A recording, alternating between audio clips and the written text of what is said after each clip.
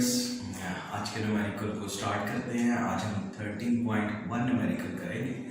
Numerical का data कुछ इस तरह से है कि हमें एक सिचुएशन गिवन है और सिचुएशन ये है कि हमारे पास एक वायर है, उस वायर में से 300 मिली एम्पेयर की करंट पास कर रही है और ये करंट कितनी देर में पास कर रही है? 1 मिनट या 60 सेकेंड में ये करंट पास कर रही है। हमसे पूछा ये गया है कि आप ये बताएं कि इस वायर के अंदर जो number of electrons pass on करेंगे कितने टाइम में? 60 सेकेंड्स में वो नंबर ऑफ इलेक्ट्रॉन्स कितने होंगे। तो आइए इसके सॉल्यूशन को स्टार्ट करते हैं। इसका सॉल्यूशन ये था कि हमारे पास करंट का फॉर्मूला है I is equal to Q by T और चार्ज का हमारे पास फॉर्मूला होता है N multiply by E। N किसको रिप्रेजेंट करता है? नंबर ऑफ इलेक्ट्रॉन्स को, और E किसको रिप्रेजेंट करता है? चार्ज ऑन ईच इलेक्ट्रॉन को रिप्रेजेंट करता है।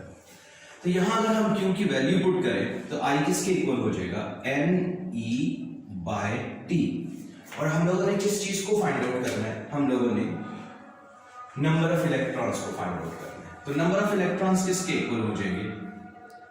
IT is equal to NE और N का जो फॉर्मूला बन जाएगा वो बन जाएगा IT divided by E। I की वैल्यू 300 मिली एम्पेयर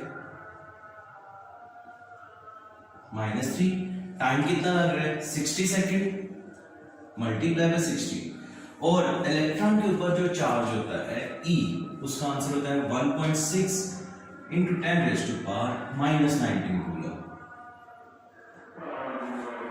आंसर आ जाएगा 1.12 इंटू 10 रेज़ टू पावर 20